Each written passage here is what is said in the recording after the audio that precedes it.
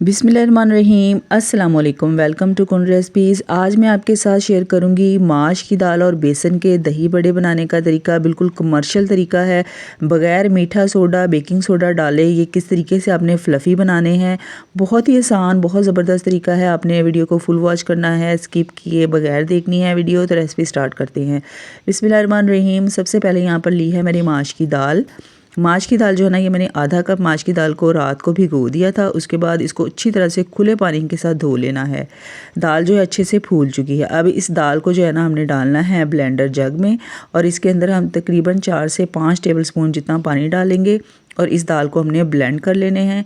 और इसका जो है ना हमने बिल्कुल स्मूथ सा क्रीमी सा टेक्सचर बना लेना है। ठीक है, ख्याल रखना है इसके अंदर दाल बिल्कुल नहीं होनी चाहिए। ये इस तरीके से जो है ना क्रीमी फॉर्म में होना चाहिए। इसके अंदर बिल्कुल भी दाल के लम्स वगैरह नहीं होने चाहिए।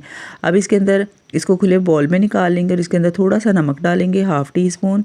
और उसके बाद इलेक्ट्रिक बीटर की मदद से जो है ना हमने इसको बीट करना है, हमने इसको फ्लफ़ी बनाना है। ठीक है, तो अगर आपके पास इलेक्ट्रिक बीटर नहीं है तो आप हैंड विस्कर से भी बना सकते हैं।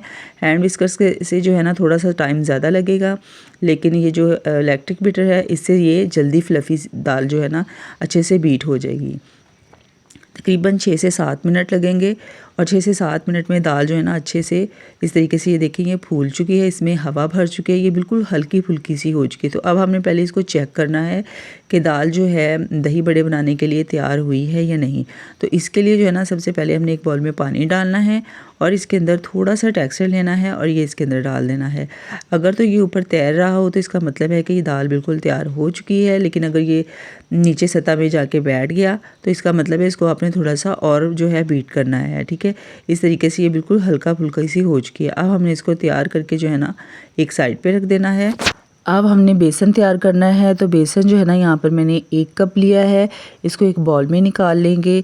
आधा कप माश की दाल है तो बेसन जो है ना इसे आपने डबल क्वांटिटी में लेना है, 1 कप। ठीक है, इसके अंदर ½ टीस्पून नमक डालेंगे और इसके अंदर जो है ना हमने तकरीबन आधा कप के बराबर पानी डालना है और इसको पहले हैंड विस्कर से अच्छी तरह से मिक्स कर लेना है ताकि इसमें जितनी भी गुठलियाँ वगैरह हैं वो सारी अच्छे से इसके अंदर हल हो जाएँ।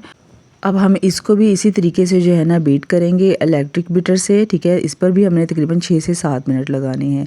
अच्छा, इसकी निशानी ये होगी कि बेसन जो है ना ये डार्क येलो कलर में होता है। हम इसको जितनी ज़्यादा देर तक बीट करेंगे ना, एक तो इसका कलर जो है वो लाइट हो जाएगा और दूसरा इसका टेक्स्चर जो है ना ये भी बहुत क्रीमी और बहुत फ्लफ़ी सा हो जाएगा। ठीक है, इस पर भी तकरीबन 6 से 7 मिनट लगेंगे और इसी तरीके से जो है ना हमने इसको अच्छे से बीट कर लेना है।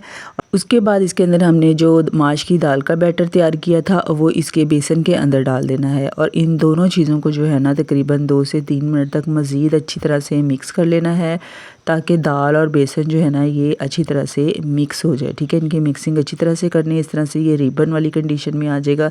अब हमने इसको इस तरीके से चेक करना है। अगर इस तरीके से जो है ना इसके अंदर लाइन बन जाए तो इसका मतलब है ये बिल्कुल तैयार हो चुका है।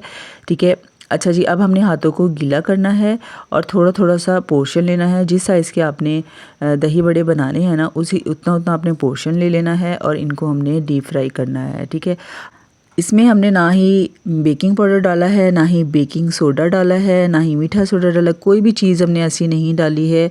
सिर्फ बीट करने से जो है ना ये इतने फ्लफ़ी बने हैं। ठीक है, तो इसके अंदर आपने बिल्कुल किसी किस्म का कोई भी केमिकल या कोई भी मीठा सोडा वगैरह नहीं डालना है। इसी तरीके से आपने बनाने हैं। अब आपके सामने जो है ये मैं फ्राई कर रही हूँ, जैसे जैसे डाल रही हूँ ये फूल के बिल्कुल हल्के फुल्के हवा की तरह जो है ना ये हो चुके हैं और इनको जो है ना अब हमने प्यारा सा गोल्डन कलर देना है। ठीक है, और फ्लेम जो है ना ये आपने थोड़ी सी लो ही रखनी है ताकि जो ये दही बड़े हैं ये अंदर तक जो है ना अच्छी तरह से फ्राई हो जाएं। ठीक है, तकरीबन 3 से 4 मिनट लगेंगे। इनको अब हमने निकाल लेना है और कलर जो है ना ऐसा ही आपने थोड़ा सा डार्क गोल्डन कलर ही देना है, क्योंकि जब हमने इनको भिगोना है ना तो उसके बाद इनका कलर जो है वो थोड़ा सा लाइट हो जाएगा।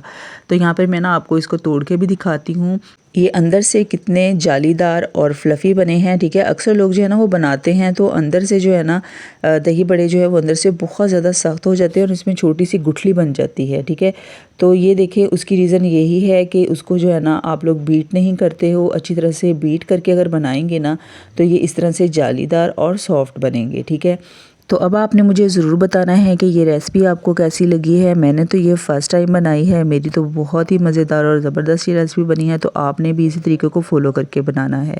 अब हम इसको जो है ना दही, हरा धनिया, पुदीने की चटनी और इमली की चटनी के साथ जो है सर्व करेंगे। मज़ेदार से हमारे चटपटे से दही बड़े बिल्कुल तैयार हो चुकी हैं। रेसिपी अच्छी लगे तो सबके साथ शेयर कीजिएगा, कमेंट कीजिएगा, अपना ख्याल रखिएगा। अल्लाह हाफिज़।